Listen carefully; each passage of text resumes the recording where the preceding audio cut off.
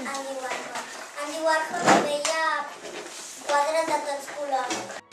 Va malaltir de molt petit d'una malaltia relacionada amb l'escarlatina.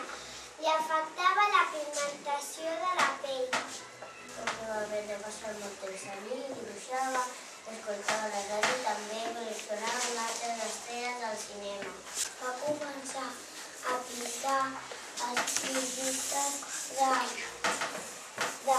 de la Coca-Cola i alguns més diferents. Andy Warhol volia ser ballarí de claquet. Andy Warhol és el creador del pop art. Andy Warhol va realitzar una obra d'animals. Un dels pensaments d'Andy Warhol ens diuen que el temps canvia les coses, però avui en dia ets tu qui les ha de canviar. Un altre dels pensaments d'Andy Warhol és que tothom hauria de tindre 15 minuts de llarg de la seva vida, de la seva vida.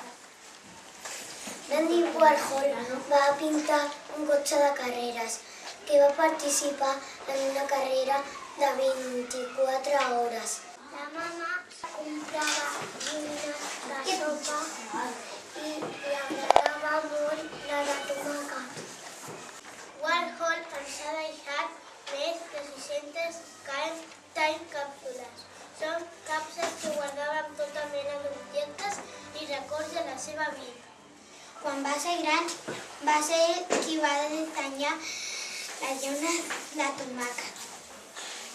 Era una persona molt extravagant i col·leccionava perruques i tenia estats 600, com aquesta.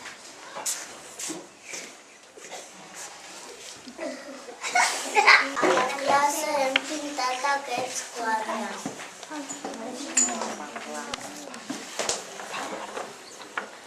A la classe hem fet aquest autoretrat. Això és el pop art. El pop art és pintar una imatge de diferents colors. Andy Warhol ho feia amb estrelles del cinema i amb animals.